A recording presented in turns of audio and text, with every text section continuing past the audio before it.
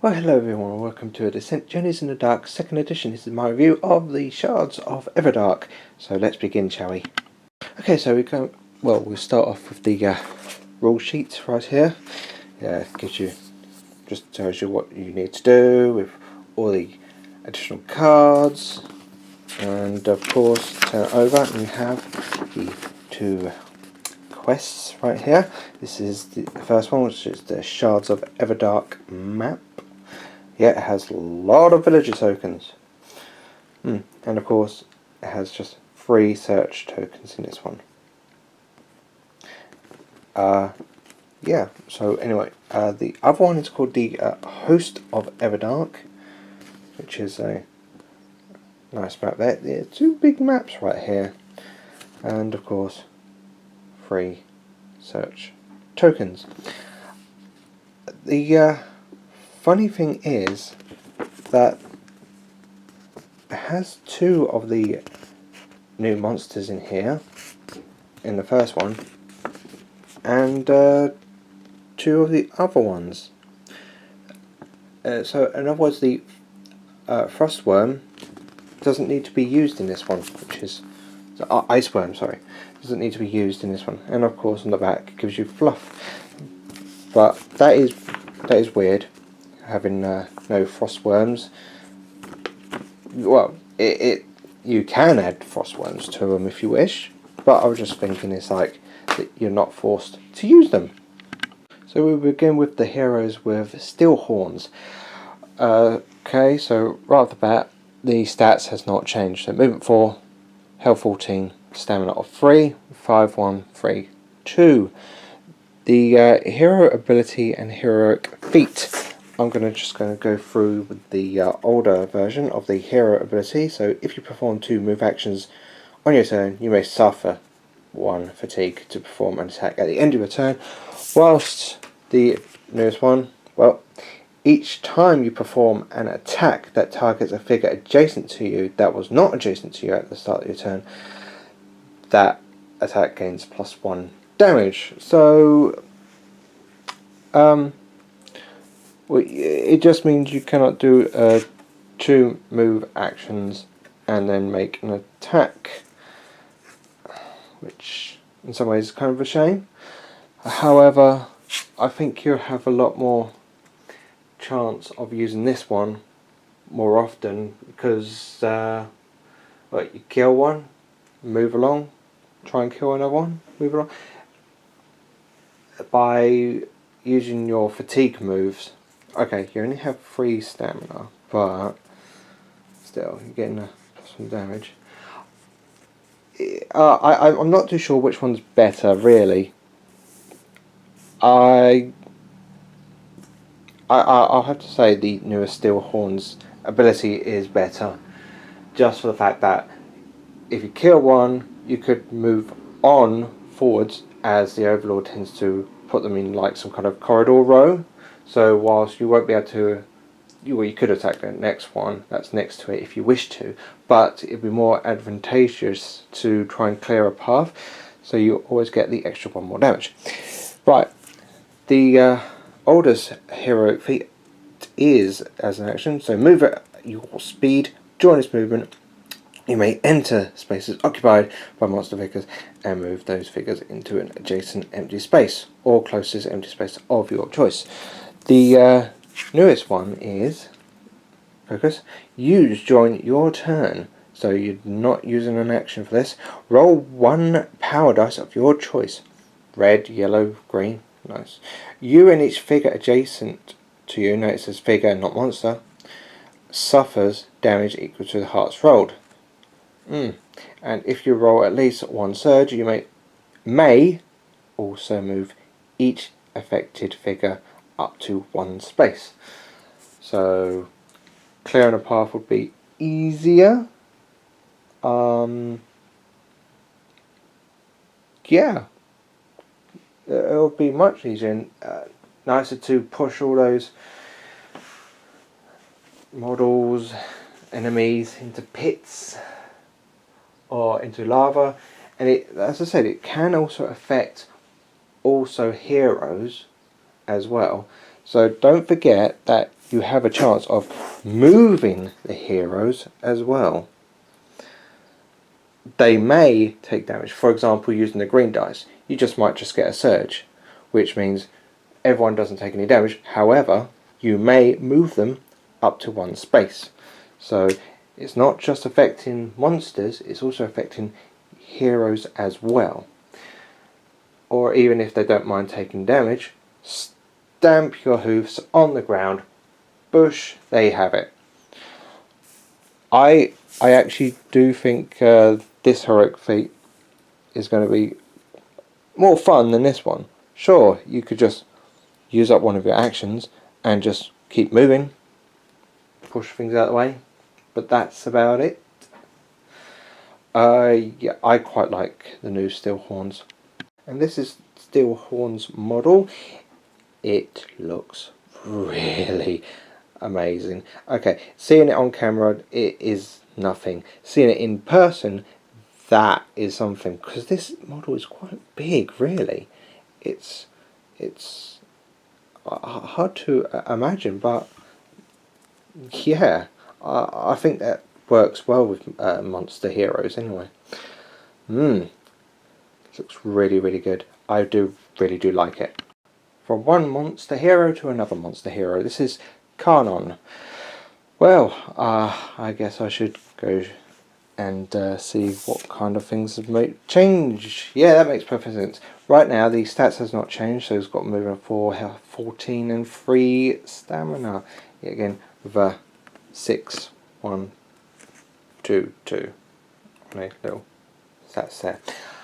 So yeah, just like Steelhorns, hasn't really changed with stats. Right, so the old hero ability. So each time a monster attacks you, after rolling dice, you may suffer 1 fatigue to cancel 1 surge. The newer one is, each time a monster adjacent to you is defeated, recover 1 fatigue. Now it does state that a monster adjacent to you being defeated. So anyone that defeats a monster and you're next to it, you can just recover a fatigue. Very nice, very nice. And the heroic feat, the old one is as an action. So choose one, well, not a one, it's a, still the same thing. Choose a minion monster adjacent to you and roll the blue attack die. If you roll an X, you miss, which is understandable. But this is your heroic feat, 1 chance thing. Otherwise, that monster is defeated regardless of the outcome, and you also suffer 1 fatigue as well. Okay. The new heroic feat is, there's no arrow there, so it's not really need to be used there and then. So use when you perform an attack with a melee weapon. So okay, just do it when you do an attack. That's nice. Right, that targets a minion monster after dice are rolled. I always love the after dice and not before dice. Really good. You may change the result of each attack die and power die to a different result of your choice. Right. Plus, this is more or less an auto kill for a minion unless you roll a blue X. An X on the blue dice. So otherwise that minion's dead, but you suffer 1 fatigue. This is allowing you to put in whatever you like on your dice. Still targets a minion monster. And that's about it. You could have a high chance of killing that minion monster anyway. And don't forget, you can always change it to lots of surges. So you could do lots of surge results for your weapons. And of course, recover fatigue as well.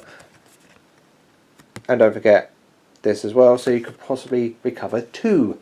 1 from spending a surge to recover fatigue. And this one from killing a monster. Just to note, you only have 3. Okay, I actually do like the new Kanon. Can't see anything wrong with that at all. Nice. And this is Kanon himself. Yet again, it's a big model. Well, not surprising. He's a monster type hero. Yeah, it's really, really kind of tall. Stands out. And it's really quite amazing. Seriously, seeing it up close and personal just makes it a lot more better than seeing it through like pictures or even through this camcorder or other people's camcorders that you might have seen him. It doesn't do it any justice at all. Seeing him up close and personal, just like wow, very nice. I love the model. Now we come to One Fist, which is an orc hero. So here's the older one, that's the newer version. Let's just go straight into the older ones first. It's got a movement of 4, 10, 4. It's the same as normal with grade dice. 3, 2, 3, 3. So nothing's really new has changed there. Right, so the old hero ability. You can only equip one hand icon worth of equipment. On each of your turns, you may perform one free melee attack using one blue attack die and one yellow attack power die. That does not require an action. Wow, okay, that's quite nice. Maybe not so handy in Act 2, but apart from that, still not bad. Well, it can be handy in Act 2, it all depends on the kind of monsters that are running around acting crazy. Anyway, let's see, the newer hero ability. If one of your hands is empty, so in other words you can actually equip 2 weapons or a double-handed weapon if you wish, but if one is empty, add 1 yellow power die to each of your melee attacks. Already I think the newer hero ability is really good. Better than this one. Okay, that gives you like a free attack by only using a blue and yellow, and the only way to spend surges is to recover fatigue, and that's about it. But this gives you much better options, especially when you have like a weapon that gives you multiple surge types. Anyway, the old heroic feat. Used when you're defeated to perform an attack action. After the attack is resolved, you are knocked out. Just like that. Free attack. You kill me, I try and kill you, kind of thing. Anyway, use when you're defeated to perform 1 melee attack. For each monster you defeat during this heroic feat, you may perform 1 additional melee attack. Then you are knocked out. So,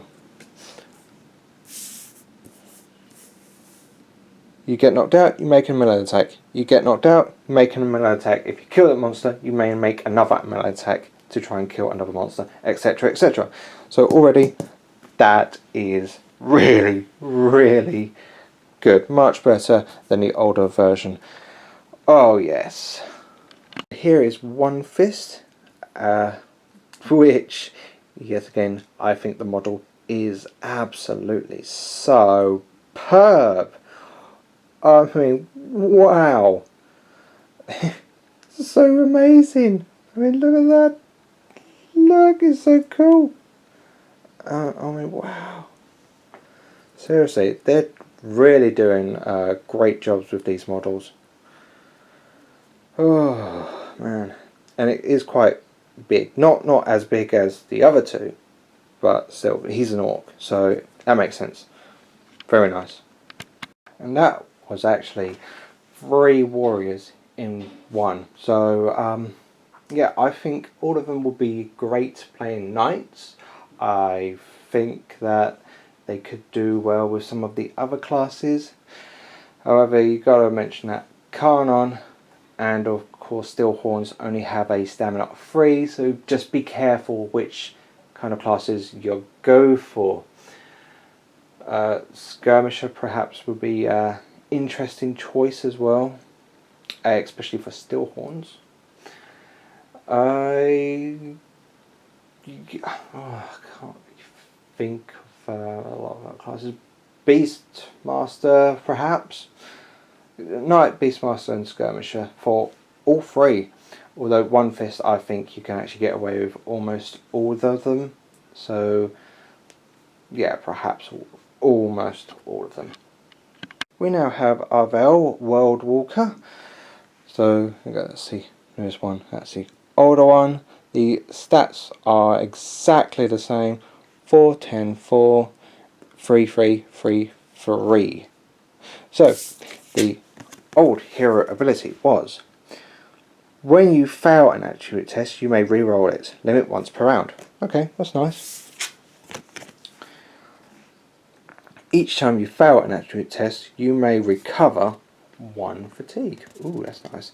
Once per round, when you fail an attribute test, you may re-roll that test instead of gaining that 1 fatigue. So you always have those options, and I think that's a very good idea. So the heroic feat is: use on your turn to discard one of your hero skills, immediately gain any number of hero skills from your class deck worth the same amount of experience points as the discarded skill.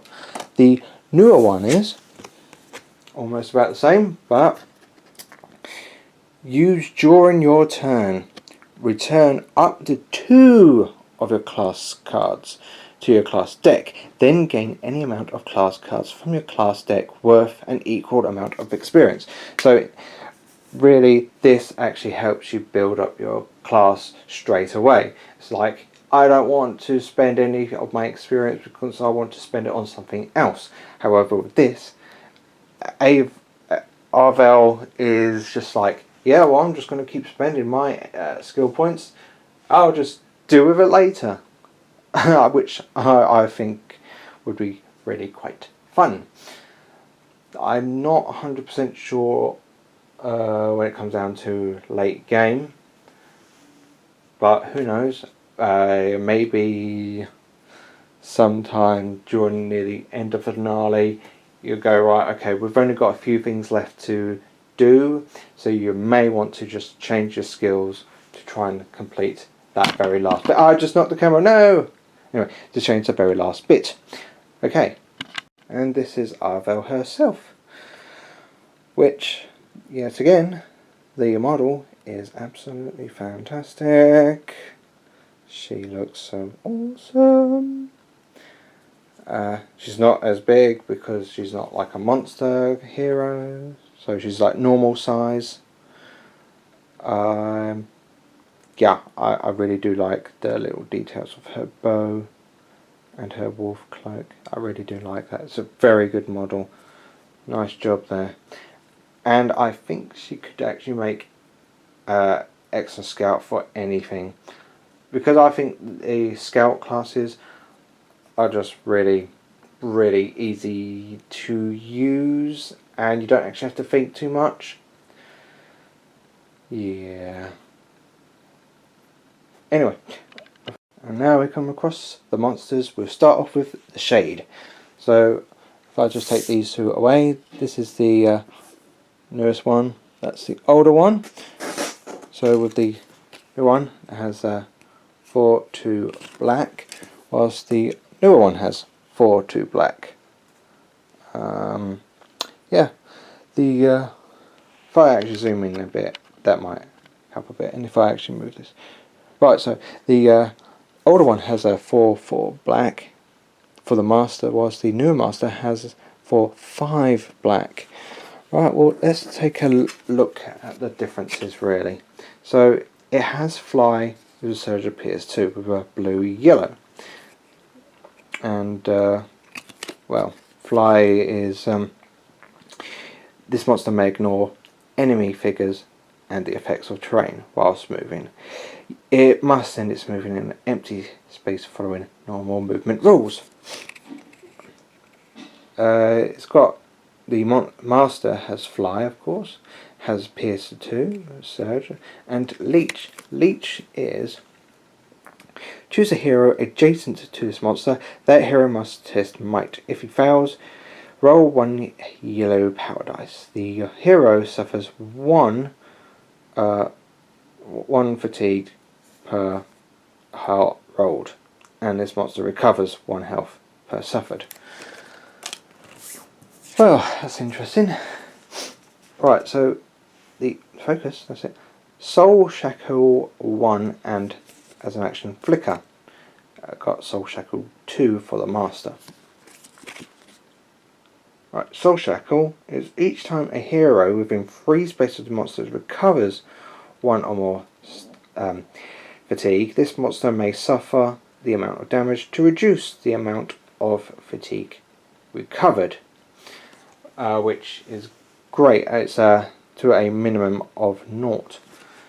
If you can reinforce these, then that's a really good way of making sure that the heroes do not recover their fatigue and leave them drained completely, so they can't use any of their skills or extra points of movement.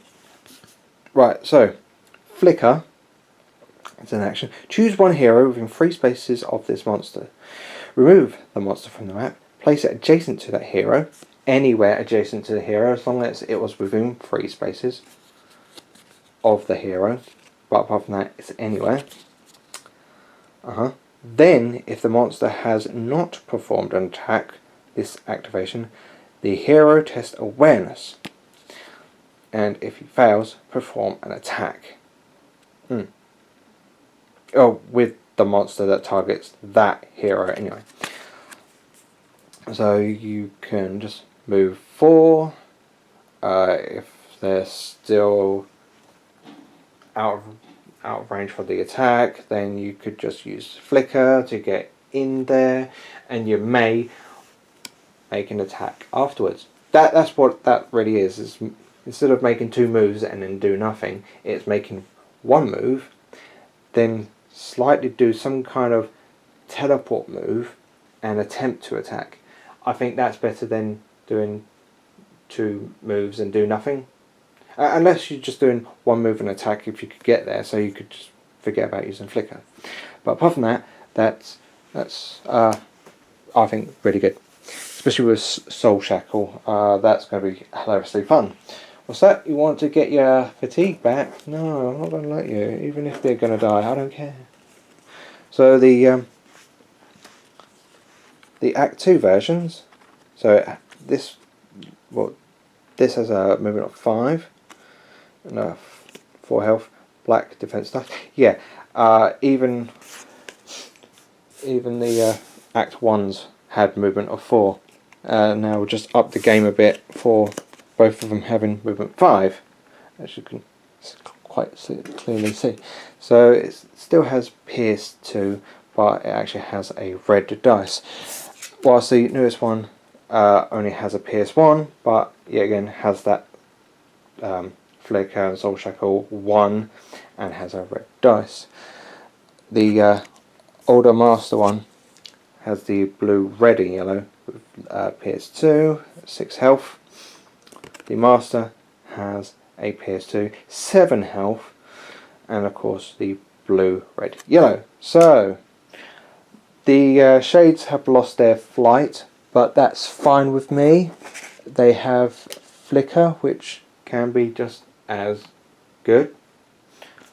Yeah, it's all about the Soul Shackle really. And this is the shade itself. It's actually quite a tall model. Like I keep saying, cameras and camcorders don't do them justice. You have to see them in like, well, there and there. I mean, the model is quite tall, but it also looks really amazing. I mean, wow, just those creepy hands, faceless face. Yeah, it looks really cool. Well done. Now we come to the Iceworm itself. So we've got newer ones right here and the old ones here. Let's take the Act 2 ones away, and if I just copy that, got movement 4, 7 health, 2 grey, exactly the same as the older one, and 4, 9, 2 grey, exactly the same as the older one as well. The older one's abilities were reach and freezing with blue and red. So reach was the monster may attack targets 2 spaces away. Freezing is Each time a hero enters a space adjacent to the monster, that hero suffers a fatigue. The master has Swallow, which is, if a hero is defeated by this monster, remove the hero from the map and place it on the monster's base. The hero cannot be revived until the monster is defeated, at which point his hero token is placed in one of the monster's bases. Huh, okay, that's going to cause issues. Right, so this one has Entomb and Reach. Entomb is knocked out heroes within one space of the monster can only recover hearts from stand-up actions and heroic feats. It's quite nasty, that. It has freezing as well, so each time a hero enters a space adjacent to the monster, that hero suffers 1 fatigue. So Entomb is now the new thing, which I actually think that's fine. Swallow is maybe fun, but maybe it's not. It might not even get used at all. Whilst Entomb, well, that is something to be scared of 24/7, as it's from the minions and masters. The Act 2 versions, well, they have exactly the same stats as the old one, so it's 4/11, 2 grey, and the master has 4/14, 2 grey. Blue, red, red, blue, red, red, exactly the same. So, yeah, it's all exactly the same. Nice. And that's the Iceworm in all its glory, I guess. It is quite a nice model itself. It has lots of scales, as you can clearly see, and it wasn't really that hard to put together. These normally come in pieces, but that's really about it. They're quite easy to put together. At the end of the video, I'll show you how the easiest way to put these together. So if you want to stay for that, that's absolutely fine. If you don't, then you could end it, well, wherever you want really. But it's going to be my review, and then it's going to be putting one of these together. I can tell you this much, these are a lot more easier than putting Valandria Lieutenant together, which I should really try and go back to those Lieutenant packs, but let's just deal with this at the moment. Nice. Now we come to the last monster, which is the brand new monster. So this is not from the first edition. In fact, there are no more first edition monsters left. So this pack is actually the last of the first edition monsters. So it's just going to be all the new monsters now. This is the second new one. The first one was the Crowhag, which was in another Hero Monster collection, but we're not talking about Crowhag, we're talking about the Dark Minotaur. Please note, the way to pronounce the Dark Minotaur is either Dark Minotaur or Dark Minotaur.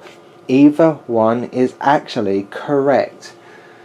Now, why people will say Minotaur? Because it's all about the Greek stuff with Minos and his maze, and then he created the Minotaur, which people will say Minotaur because of that. The Minotaur is just because of updated English language on how to pronounce some of these words. So whilst people will say Minotaur, they'll say Minotaur, and it's correct. People will say Minotaur, they'll say Minotaur, that's correct. Right, rant over. Let's get on with this then. We'll have the Act 1 and Act 2 version of these. So let's just start with the Act 1. It has a movement of 4, health 8, and brown defense die. Has Bulrus, Putrid Boils, Filthy Murk, and a Surge Pierce 1. It only has a blue attack dice, that's it. No power dice.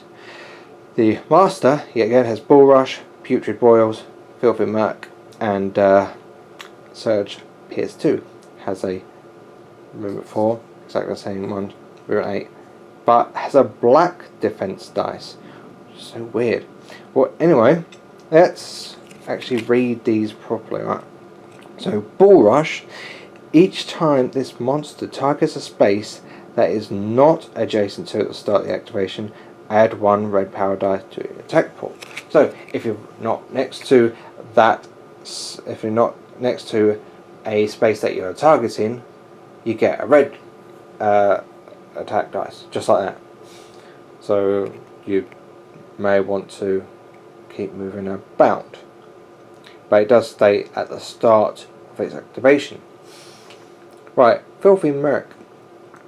At the end of the monster's activation, each hero within 3 spaces of it is diseased. Automatic disease. Oh, wow. Right, and that's all of them. The minions are master. Right, Putrid Boils. Each time a diseased hero within 3 spaces of 1 or more monsters with putrid boils voluntarily suffers 1 or more stamina, that hero suffers a damage. So, they're diseased, and they're right next to one of these dark Minotaurs. That's right, I do still call them Minotaurs. And they're going to want to either use some fatigue movement or use up some of their skills that use fatigue. They're going to be taking damage as long as they are still diseased. Anyway, you start off with 1 minion or 1 master or both. Let's have a look at the Act 2. So, movement 4 still, 10 health, grey and brown, and has a pierce of 2 with a start of red power dice, and of course exactly the same health but with grey and black, and has pierce 4. Okay, so it's an easy way to disease those heroes and hopefully make them take some fatigue damage if they're going to use them up. That's if. Yeah, heroes don't actually have to use up any fatigue movement or use any of their skills that requires fatigue. They could just leave it. So, you know, as long as they are still diseased, or get rid of these Minotaurs that's in range of them. I mean, the minion's not going to be that hard to take out. It only has like 8 health.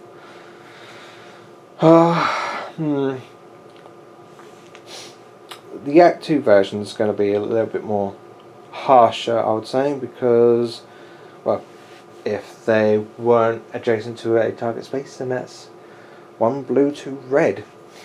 Always keep making them move to attack a different hero as long as they're not next to the space that they started next to.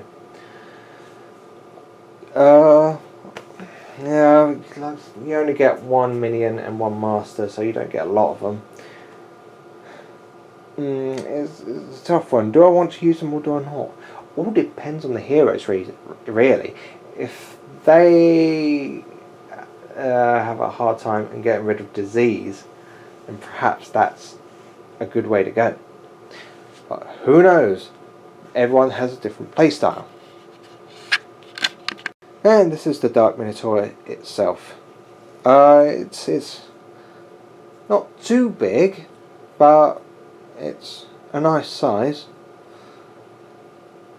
Okay, I think it's quite neat, really, especially with the hand grab. I was about to try to say, hey, I'm going to take your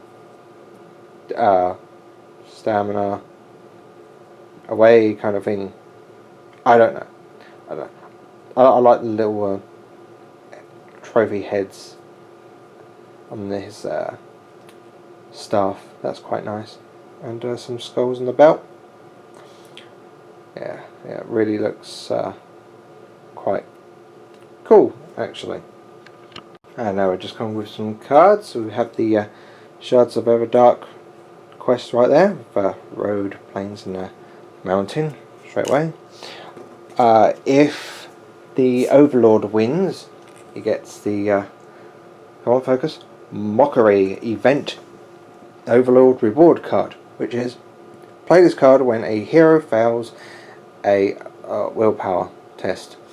Place this card in that hero's play area. Each time that hero tests any attribute, he rolls one additional grey die. If this card is in the hero's play area at the end of an encounter, the Overlord may either discard it or return it to his hand. Do you still want this to be on that hero, or do you not? I don't know. Anyway,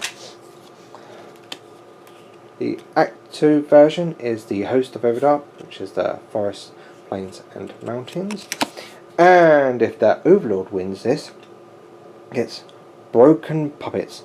Exhaust this card during your turn and choose a knocked out hero. Perform an attack with that hero as if he was one of your monsters in the space containing his hero token. Nice. It does say it's during your turn, so it's not straight away, which is quite nice. The hero's reward is Overcomers. A hero may exhaust this card at the start of a round. When this card is exhausted, each hero recovers an amount of fatigue equal to the health or damage he has suffered. This card does not refresh as normal. Refresh the card at the end of each quest. So it's something that the heroes can keep using again and again and again. Well, when I say again and again and again, I mean once every quest, which is good because a lot of the other ones is one use only and get rid of. So, okay, the heroes and the overlords are definitely going to be fighting over this, which that's pretty good. But then again, that's going to be quite fun. Unless it's going to be like a warrior and they have a hand weapon and there's no one else around. Great. And that was Shards of Everdark, which is actually the final Heroes and Monster collection for the monsters. That is for the renewed Act 1. First edition monsters. There you go, I'll get there in the end. So what do I actually think of this? It's a tough one. In some ways I like the heroes and they are quite interesting to use. It's just about using them when you need to use them. That's the only thing is. So whilst literally the heroes are good, but you use them when you need to or when you think would be a good idea to use them, especially in the heroic feats, that is. The monsters, the Dark Minotaurs, I'm not 100% sure of.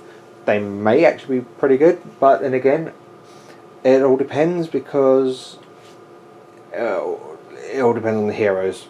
Seriously, they might have lots of good ways of getting rid of the disease straight away, so it might not be a good thing. The Iceworms could be good, unless again the heroes may have lots of range, so the freezing will not come in effect. The Shades, I'd think I will use them quite a bit.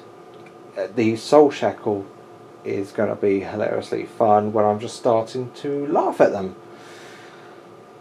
So, do I think this is a good one to use? It's a tough one to use, but when used correctly, it could be amazing. That's the only thing. It's literally all about when to use them. This is what this one is all about. So, you know what? I'm giving this one a. I'm going to give this one a 7. The models are absolutely excellent. If I just go by the model standards, I mean, these are some of the best ones I have seen in all the Hero Monster collections. I mean, that's top notch. That's a 10 out there. 10 out of 10 straight away. The models are absolutely amazing, but you don't get the game just for the models. Unless you do, then you're wasting a lot of money just for them. Anyway, yeah. So, yeah, yeah, probably actually a 7.5. I'll go with 7.5, or maybe a 7. It's a tough choice between 7 and 7.5 because it's literally they could be good as long as you know of when to use their abilities and the monsters there and then. Seriously. Well, that's it. Anyway, thank you very much. Until next time. Bye. Well, this is the end of the video. As I've actually did mention that I'm going to try and put all of this together. Actually, I did actually put them together. I just had to take them apart just to show you of how easy it actually is. It really is like self-explanatory in some ways. You want to get the feet in first, like so, and like so. That was easy to put in. Ignore the tail. Ignore the base. The tail will come last, and then it's all about putting these in the holes right there. It's push it all down, all of it down, all of it down. Like that side looks like it's in properly. This side does not, as you can see, clearly see. So you want to just get them down in there. There you go, that side. That's now in. It's now in. And that one's in. Just got to get this bit in there. Just a little bit more. Yeah, that looks good. That looks good. Easy. Now the base. That just goes into there. Nice.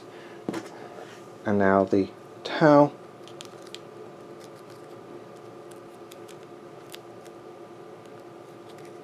Which, if I remember correctly, actually goes that way. Spine first, spine.